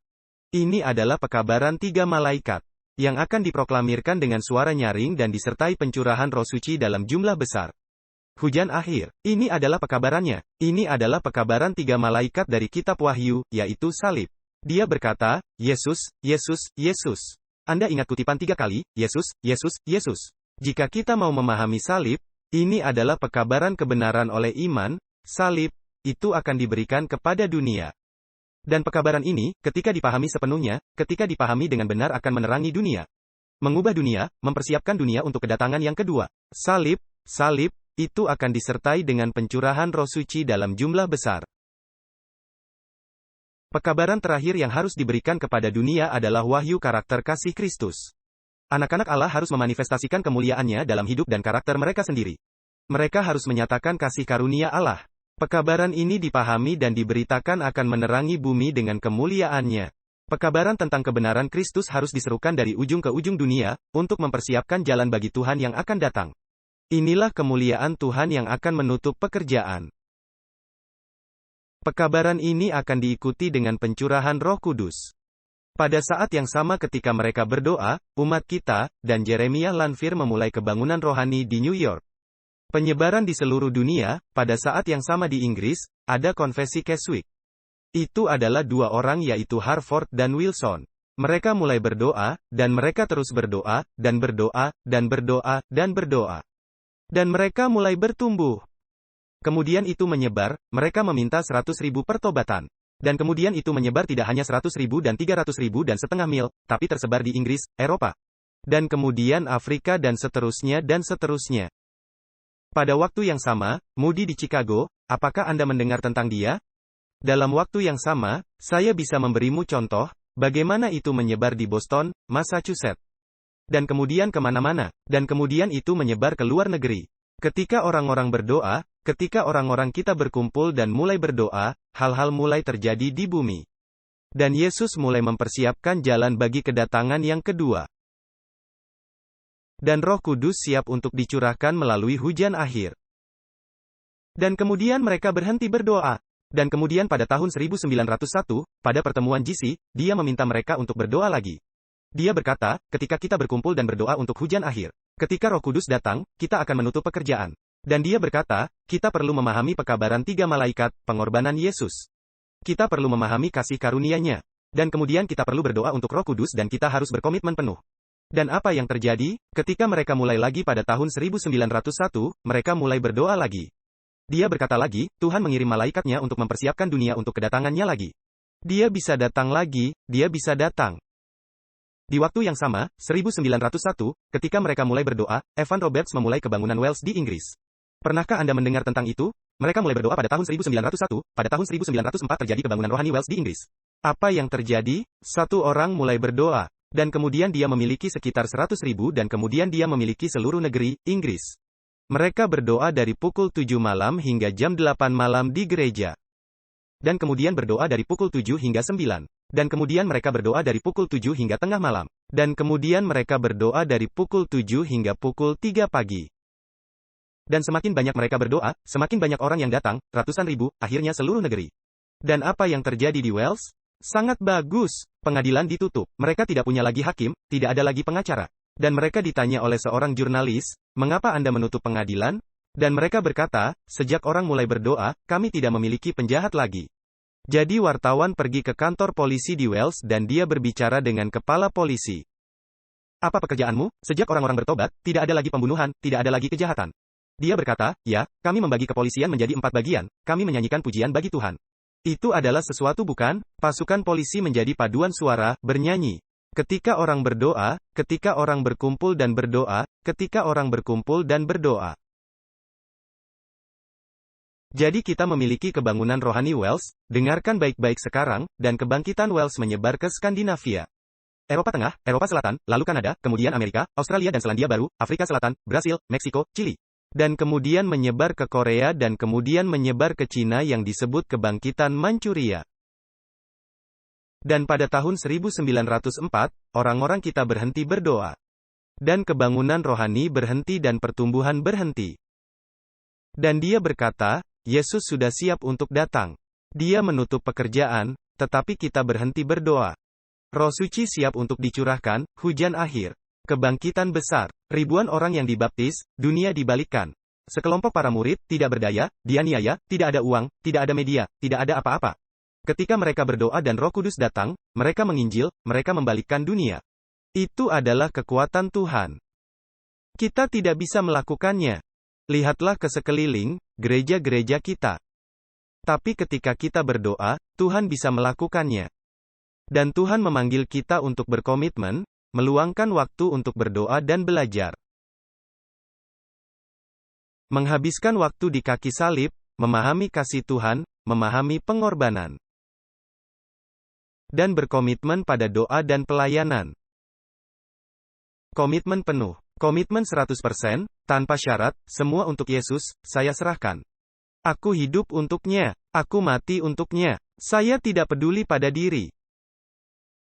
Dan Anda mungkin berkata, apa yang akan terjadi pada saya? Siapa peduli? Anda tidak harus memperdulikan tentang diri sendiri. Biarkan Tuhan yang menjagamu. Dia berjanji, engkau mencari aku dulu, yang lain akan disediakan. Biarkan dia memeliharamu karena dia akan melakukan pekerjaan yang lebih baik daripada yang Anda lakukan. Dia mengasihimu lebih dari kamu mencintai dirimu sendiri. Anda mencintai diri sendiri dengan cara yang egois. Dia mengasihimu dengan kasih yang saleh dan kebijaksanaan. Percayalah kepada Tuhan dengan segenap hatimu dan jangan bersandar pada pengertianmu sendiri. Jangan mencari hal-hal manusiawi yang logis. Carilah Tuhan. Utamakan Tuhan dan biarkan Dia menjagamu. Tuhan sedang menunggu untuk mencurahkan hujan akhir. Hujan awal memulai pekerjaan. Para murid tidak dapat melakukannya sendiri dengan tenaga manusia. Mereka tidak memiliki cara untuk melakukan pekerjaan itu, tetapi Roh Kudus memulai pekerjaan, hujan awal. Dan hujan akhir di Zaharia pasal 10, berdoa untuk hujan akhir pada saat hujan akhir. Hujan akhir, pencurahan Roh Kudus akan menyelesaikan pekerjaan, dan kita membutuhkan doa. Aku akan berhenti karena waktu kita sudah habis dan aku sudah lapar. Dahulu kala, bagaimanapun, saya akan berhenti di sini. Kita tidak punya waktu untuk satu cerita lagi. Jadi saya tidak akan memberi Anda satu cerita lagi, tetapi saudara-saudara, ini lebih merupakan pelajaran sejarah. Tetapi saya ingin menunjukkan kepada Anda bahwa hal-hal dapat terjadi di zaman kita. Tuhan memiliki kuasa untuk melakukannya. Tuhan dapat menggunakan kutukan dan rasa sakit dan mengubahnya menjadi berkat dan kemenangan. Tuhan dapat membalikkan COVID dan menggunakannya dari apa yang mungkin dimaksudkan setan sebagai kutukan. Tuhan dapat menggunakannya dalam pertobatan dan datang kepada Yesus, datang ke kaki salib. Tuhan dapat mengubah apapun dalam kekuatannya, kebaikannya, dan kebijaksanaannya. Dan menggunakannya, jika kita berkumpul dan berdoa. Dan inilah saatnya, jika bukan hari ini, maka kapan? Besok. Jika Anda menunda-nunda hari ini, Anda akan menunda-nunda besok. Sudah saatnya kita mengambil doa, komitmen, pelayanan dengan serius. Sudah waktunya bagi kita untuk melakukan apa yang kita khotbahkan. Untuk mengutamakan Tuhan, untuk benar-benar menjadi orang Kristen, untuk benar-benar menjadi pengikut. Untuk benar-benar menjadi murid, untuk benar-benar menjadi martir bagi Yesus. Sudah waktunya bagi kita untuk menjadikan Dia yang pertama dan segalanya. Untuk hidup bagi Yesus dan siap mati untuk Yesus. Para murid siap mati bagi Yesus. Para pionir siap mati bagi Yesus. Orang-orang beriman kita siap mati untuk Tuhan. Bukankah kita juga? Apapun yang datang antara Anda dan Tuhan, apapun yang Anda tidak bisa serahkan, apapun yang tidak Anda bisa tinggalkan, itulah yang Anda sembah, itu adalah Tuhanmu. Tidak ada yang seharusnya ada antara Anda dan Tuhan. Tidak ada, tidak ada. Saya menganggap semua hal sampah, untuk harga pengenalan akan Yesus. Tidak ada yang ada di antara. Orang Kristen adalah mereka yang mengikuti Kristus. Jika dia mati untukmu, bukankah seharusnya Anda dan saya mati untuknya? Kita datang ke gereja berharap mendapat berkat, berhenti mencari berkat. Anda tidak akan pernah mendapatkan berkat, ketika Anda mencari berkat. Mulailah mencari Kristus, dan mulailah mencari untuk melayani dan menjadi berkat, karena berkat sejati datang, ketika Anda belajar memberkati. Sukacita sejati dalam hidup datang, ketika Anda memberkati orang lain. Alkitab mengatakan berkat yang lebih besar adalah untuk memberi daripada menerima. Berhentilah mencari berkat. Mulailah mencari Yesus, untuk pengorbanan, untuk komitmen, dan untuk menjadi berkat, untuk digunakan oleh Tuhan. Saat itulah Tuhan dapat bekerja di dalam Anda dan melalui Anda. Lebih dari itu, semakin Anda memahami Tuhan, dan semakin Anda berjalan bersamanya, semakin Tuhan akan menggunakan Anda. Dan ketika Yesus tinggal di dalammu, engkau tidak bisa melakukannya. Tetapi kehadirannya akan mempengaruhi orang-orang di sekitar Anda, tanpa usaha apapun. Anda tidak akan berusaha apapun. Namun Anda akan memiliki kekuatan, karena hadirat Tuhan yang melakukan hal itu. Kemudian orang-orang datang kepada Anda. Saya tidak tahu apakah Anda pernah mendengar cerita tentang tetangga kami. Mungkin sudah pernah atau belum? Baik. Ketika kami pindah ke Maryland. Oke, ini adalah cerita terakhir. Saya berjanji, ketika kami pindah ke Maryland, di sisi kanan, kami memiliki tetangga yang baik. Mereka kecil, saya tidak akan menyebut mereka redneck. Saya akan menyebut mereka petani. Mereka adalah orang baik, tetapi mereka adalah orang pedesaan, tetapi orang baik siap membantu. Maksudku, kita punya masalah, mereka datang, bersihkan jalan masuk kita dengan truk mereka. Dan ketika sesuatu terjadi pada ibu mertua saya dan kami tidak ada di rumah, mereka datang dan merawatnya. Dan orang-orang baik, saleh, meskipun mereka tidak pergi ke gereja manapun, tetapi mereka orang-orang baik. Di seberang jalan, di sebelah kanan, di samping rumah kami, adalah orang-orang ini. Di seberang jalan, di sisi kanan adalah seorang pria yang paling hebat dari semua orang di sekitarnya. Dia banyak bicara, mungkin lebih banyak daripada saya bicara, tapi bagaimanapun juga, dia pria yang baik. Dan kemudian di sebelah kiri, di seberang rumah kami, di sebelah kiri ada seorang pria yang adalah seorang pria Nazaren. Pria yang sangat baik, istrinya meninggal beberapa minggu yang lalu, kanker, dan kemudian ibunya meninggal seminggu kemudian. Tapi dia siap membantu. Dia datang, dia mengetuk pintu. Pavel, apa yang bisa saya lakukan untuk Anda, kawan? Tidak ada, John. Apa yang bisa saya lakukan untuk Anda? Kami memiliki hubungan yang baik, tetapi di sebelah kami, wah luar biasa. Saya tidak ingin menggunakan kata-kata kasar, tetapi kadang-kadang beberapa orang bahkan tidak membutuhkan setan untuk menggoda mereka. Karena mereka dapat mengajari setan. Maksudku, buruk, jahat, keji, kasar. Maksudku, mereka akan berteriak dari geladak, Anda imigran titik. Menggunakan kata-kata yang bahkan tidak bisa saya ucapkan huruf pertama kata itu, bahasa yang buruk. Anda imigran titik. Pindahlah, kami tidak ingin Anda di sini. Hey man, saya ini warga negara. Saya menghargaimu. Kami tidak membutuhkan Anda di sini, pergi dari negara kami. Kami membencimu. Dan kata-kata yang penuh kebencian. Saya akan mendapatkan rasa sakit perut hanya dengan melihat mereka. Saya tidak berbohong, bahkan, saya membenci hanya dengan melihat mereka. Dan istri saya berkata, Anda harus mencintai musuhmu. Sangat mudah untuk mencintai yang mencintaimu. Berhentilah berkhotbah, saya pendeta. Dan kemudian suatu malam beruang menyeberang dari properti ke properti. Tidak pernah menyerang siapapun dalam sejarah lingkungan itu. Tetapi orang-orang telah melihat beruang itu atau beruang lain, entahlah, berkali-kali. Dan beruang itu menyeberang, dan bayangkan ketika Anda melihat binatang, beruang, rubah, rusa, apa yang akan anjing lakukan? Menggonggong. Jadi semua anjing dari seluruh lingkungan menggonggong. Dan kemudian salah satu tetangga memiliki kamera yang bisa melihat di malam hari. Dia menunjukkan kepada kami bahwa beruang berjalan, anjing menggonggong, dan kami dapat melihat jejak kaki. Anda tahu, dan tetangga yang jahat datang kepada kami, Anda imigran, anjingmu menggonggong sepanjang malam, kami tidak bisa tidur. Apa yang Anda lakukan? Apa yang Anda lakukan? Dan mereka menelepon polisi. Polisi datang. Saya berkata, anjing kami tidak menggonggong. Anjing kami sangat ramah sehingga bahkan jika pencuri akan datang, bahkan anjing kami tidak tahu cara menggigit. Mereka ketinggalan kelas. Mereka tidak tahu cara menggigit. Anjing kami, Anda pergi bermain dengan mereka dan mereka tidak tahu apa-apa, selain makan dan bermain. Dan mereka tidak menggonggong. Mereka tidur seperti mala sepanjang hari. Mereka terlalu gemuk. Anjing-anjing saya, Anda tahu. Jadi polisi datang dan mereka mendengar gonggongan anjing. Jadi mereka pergi dan melihat anjing saya sedang tidur. Bagaimana mereka bisa menggonggong dan tidur dalam waktu yang bersamaan? Mereka berkata, ya, Anda benar. Mereka tidak menggonggong. Dan mereka mendengar dari para petani. Saya berkata, itu anjing yang menggonggong siang dan malam. Maksudku, jam 3 pagi, mereka masih terus menggonggong. Namun anjing tetangga menggonggong. Dan tetangga ini mengutuk kami. Tapi itu bukan anjing kami. Menggelengkan kepala dan berkata, abaikan saja mereka. Tidak banyak yang bisa kami lakukan. Mereka terus menelepon setiap hari tentang Anda. Oke. Dan kemudian petugas sosial datang, kami datang ke sini untuk menyita anjingmu dan menemukan Anda karena Anda menganiaya anjing. Saya berkata, mereka hidup lebih baik daripada manusia. Saya memberi mereka lebih dari sekadar makanan. Dan mereka melihat anjing-anjing itu. Mereka berkata, tempat yang bagus, makanan yang enak. Apa yang kamu berikan pada mereka? Itu makanan mahal, makanan enak. Mereka tidak dianiaya. Ini anjingnya terlalu dimanjakan. Beri mereka lebih sedikit makanan. Kemudian petugas sosial pergi dan kemudian mereka terus menelepon dan mengeluh dan berusaha membuat hidup kita sengsara. Apa yang Anda lakukan tentang hal itu? Bagaimana Anda bisa menjadi contoh? Bagaimana Anda bisa menyelamatkan orang-orang itu? Mereka tidak dapat diselamatkan, Anda tahu. Jadi istri saya berkata, mengapa Anda tidak melakukan apa yang Anda khotbahkan?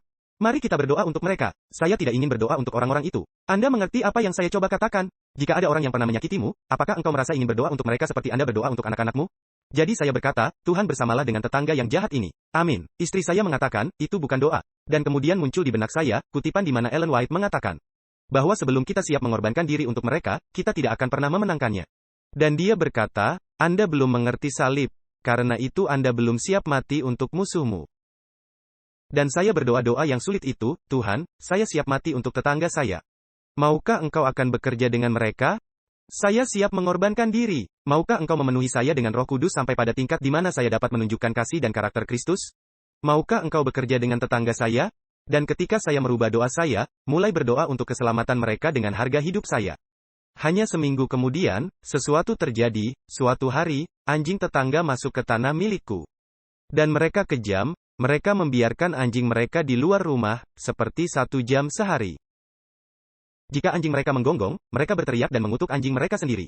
Dan saya menggelengkan kepala. Jadi anjing-anjing mereka datang ke properti saya dan saya melihat mereka. Saya mendengar ponsel saya berdering. Saya melihat ke arena, saya melihat anjing-anjing 4 anjing, 2 anjing mereka bermain dengan 2 anjing saya. Jadi saya pergi ke sana dan saya memberi mereka belayan, saya membungkuk dan memeluk mereka. Dan tetangga datang mencari mereka dan dia melihat saya dan dia membeku. Dan saya mengambil anjing mereka. Ayo pulang anak anjing, ayo pulang, ayo pulang. Dan saya menuntun anjing tetangga dan dia membeku. Dia pikir saya akan berteriak, mengutuk dan menghubungi polisi. Anjing Anda datang ke properti saya. Dan saya berkata, hei, saya membawanya kembali. Oke. Saya berkata, masuk, masuk sebentar.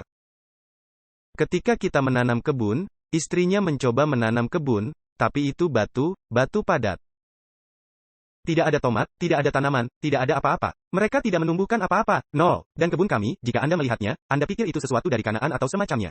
Jadi saya berkata, ayo, ayo, kemari, ayo. Dia berkata, tidak, datanglah. Mengapa? Saya tidak akan membunuhmu. Ayolah. Saya tidak mengatakan itu. Datanglah kemari. Tidak. Apakah Anda mencoba menunjukkan kepada saya apa yang anjing saya lakukan? Merusak properti Anda? Aku berkata, tidak. Apakah mereka buang air besar dan Anda ingin saya membersihkan? Tidak. Datanglah. Mengapa? Datang saja sebentar. Dengan ragu dia mengikuti saya. Saya tidak membawa senjata. Dia mengikuti saya. Saya membawanya ke kebun. Dia kira saya akan menelpon polisi. Saya akan menunjukkan kepadanya apa yang dilakukan anjing-anjingnya. Saya membawanya ke kebun dan saya menunjukkan kebun saya dan dia melihat dan berkata, wow. Dan saya memberinya sebuah keranjang, cukup besar, keranjang yang cukup besar. Saya katakan, isilah. Dia menaruh 2 tomat. Dia berkata, terima kasih. Pelan-pelan, kembali. Dan saya menaruh tomat dan paprika, saya menaruh mentimun dan terung. Dan saya memberinya 2 melon dan semangka besar. Dia tidak bisa membawanya. Dia mengatakan, semua ini untukku. Saya katakan, iya. Dia katakan, mengapa? Dia berkata, bolehkah saya menelepon istri saya untuk melihat kebun ini? Karena kami telah mencoba, kami tidak pernah berhasil. Panggil dia, sayang, datang dan lihat sesuatu yang tidak akan pernah Anda percayai. Jika saya katakan, Anda tidak pernah percaya. Tomat raksasa, datang dan lihat. Dia berkata, di mana? Di tetangga. Tetangga yang mana? Kamu tahu? Oh ya? Apakah engkau di sana? Ya. Yang benar? Ya. Datanglah. Saya. Ya. Dia baik-baik saja dengan itu. Ya. Dia datang dengan 2 anak, anak-anak yang sudah dewasa dan dia melihat ke kebun. Saya memberinya keranjang lagi, isilah. Dia berkata, tidak. Saya mulai memasukkan, saya mengisi keranjangnya dan dia mulai menangis. Dan dia berkata, mengapa kamu melakukan itu? Kami adalah musuhmu. Saya berkata, tidak, Anda bukan musuh. Kita adalah tetangga, kita harus memiliki hubungan yang baik. Anda bukan musuh. Dan dia menangis dan menangis. Dan kemudian dia mulai menjelaskan padaku, Anda tahu, saya sakit. Saya tidak bisa tidur. Ketika saya mendengar anjing, saya tidak bisa tidur. Saya minum pil dan saya sangat menyesal. Tapi, dan kemudian dia mulai berbicara dan dia menceritakan seluruh hidup. Dan seperti, kami telah berteman selamanya. Kami telah saling mengenal 50 tahun. Dan dia berbicara dan kemudian dia berkata, Anda memberi kami sayuran. Kalian adalah orang baik. Bisakah kami memberimu sesuatu? Tidak perlu, kami diberkati. Kami baru membuat roti, masih hangat. Bisakah kami memberimu roti? Tidak usah, tolong terima rotinya, kami ingin melakukan sesuatu untuk Anda juga. Baik, beri kami roti, saya akan makan. Bawa ke sini. Anda tahu, mereka memberi roti dan mereka langsung, bisakah Anda datang, kita makan bersama? Kita melakukan sesuatu. Ya, ya. Seketika itu juga seluruh es pecah, seluruh kebencian hilang. Bagaimana jika semua orang akan berdoa-doa itu, Tuhan, saya siap untuk menyerahkan hidup saya. Jika Engkau menyelamatkan tetangga saya dan saya tidak akan membiarkan Engkau pergi sebelum Engkau melakukan itu. Tapi kita terlalu sibuk, terlalu egois, berpusat pada diri sendiri, terlalu terganggu. Kita hanya tidak punya waktu untuk itu, benarkah? Dan Tuhan memanggil gereja untuk menjadi gereja yang seharusnya. Tuhan memanggil kita untuk berdoa, untuk memahami salib, untuk berkomitmen, untuk dipenuhi dengan Roh Kudus. Dan untuk menunjukkan karakter Kristus, cinta dan belas kasihan kepada dunia yang akan binasa, yang mementingkan diri sendiri. Yang membutuhkan Yesus. Mereka membutuhkan Tuhan. Dan kita tidak bisa mewakili Tuhan sebelum kita sendiri memahami Tuhan, kita tidak bisa memberi mereka apa yang tidak kita miliki. Kita perlu mengalami salib sebelum kita dapat menjelaskan dan menunjukkan salib. Anda memahami saya? Dan inilah saatnya bagi kita. Yesus akan datang. Lihatlah sekeliling. Kita hidup di peristiwa terakhir di bumi ini. Ini adalah saatnya bagi kita untuk akhirnya berkomitmen. Secara pribadi melakukan doa dan studi dan komitmen dan pelayanan dan pengorbanan. Dan bersama-sama, berkumpul, bersama dan berdoa. Apa yang hilang? Jika tetangga datang, Anda menghabiskan 1 jam berbicara omong kosong. Atau menonton film omong kosong, atau makan omong kosong penuh. Atau mengapa kita tidak menghabiskan waktu berdoa bersama, berkumpul bersama, berkorban. Dibutuhkan pengorbanan, komitmen, datang untuk berdoa. Berkumpul dan berkata, baik, mulai sekarang, Anda mungkin tidak bisa tinggal berjam-jam. Di Kentucky, saat saya di sana, kami berdoa 1 hari dalam 1 minggu, hari Jumat pagi, bersama. Tetapi kemudian setiap pagi kami berdoa dari pukul 6 hingga pukul 8 melalui telepon. Dan orang-orang tidak tinggal selama 2 jam. Orang-orang akan datang dan pergi pada waktu berbeda. 40, 50, 60, 70, 80 orang berdoa, datang dan pergi, datang berdoa, tinggal selama 15-20 menit. Lalu diam-diam pergi, yang lain datang. Dan kami berdoa setiap pagi, 2 jam melalui telepon. Dan kami mulai belajar mencintai doa. Dan kemudian kami mulai saling mendoakan. Dan kemudian kami mulai berdoa untuk keluarga. Dan kemudian untuk lingkungan sekitar. Dan kemudian kami mulai berdoa untuk kota itu. Kemudian kami mulai berdoa bagi negara. Dan kemudian dia mulai berdoa untuk dunia. Dan gereja kecil itu mulai mempengaruhi dunia, di lebih dari 87 negara, lebih dari 500.000, setengah juta unduhan per bulan selama 5 tahun, setiap bulan. Dari seluruh dunia, orang-orang mulai mendengarkan pekabaran. Dan kami mulai menerima 140 email, rata-rata sehari. Dari orang-orang di seluruh dunia yang diubahkan. Karena satu gereja berdoa di pagi hari. Tuhan bisa melakukannya. Sudah menjadi kewajiban kita untuk bersatu. Apa yang Yesus katakan, di mana ada 2 atau 3 orang, itu adalah janji Tuhan. Mari kita selesaikan. Saya berjanji tidak ada cerita lain. Jadi tidak ada lagi cerita. Mari kita akhiri dengan doa penutup. Saya akan berdoa dan kemudian lagu dan sebagainya. Dan mungkin setelah lagu penutup, pendeta akan melakukan doa terakhir. Saya ingin berdoa sekarang. Anda yang mengumumkan lagu. Mari kita berdoa sekarang, dan setelah sebuah lagu, kita berdoa lagi. Ayo berdoa. Bapa, Engkau memanggil kami untuk berkomitmen. Engkau memanggil kami untuk berkat yang luar biasa ini. Doa untuk berkomunikasi dengan Engkau, Tuhan alam semesta. Engkau menjanjikan kepada kami Roh Kudus-Mu kepada mereka yang meminta. Engkau menjanjikan kepada kami hujan akhir, kebangunan rohani. Engkau menjanjikan kami kehadiran-Mu, bantu kami untuk haus akan doa. Bantu kami untuk haus akan kebangunan rohani, bantu kami untuk menginginkan kehadiran-Mu lebih dari semua hal lain. Bantu kami untuk mengalami kuasa-Mu. Tolong hidupkan kami dan hidupkan kembali gereja ini, dan hidupkan kota ini. Dan hidupkan bangsa ini dan bantu kami untuk membuat dampak pada kuasa-Mu, kepada mereka di sekitar kami. Bantu kami untuk menaruh kepercayaan kami kepadamu, tidak untuk melihat kepada diri sendiri atau masalah. Melainkan tetap fokus kepadamu, karena Engkau dapat melakukan segala sesuatu. Tidak ada yang terlalu besar untukmu. Kami berdoa Bapa untuk kebangunan rohani. Kami berdoa dalam nama Yesus dan terima kasih. Amin.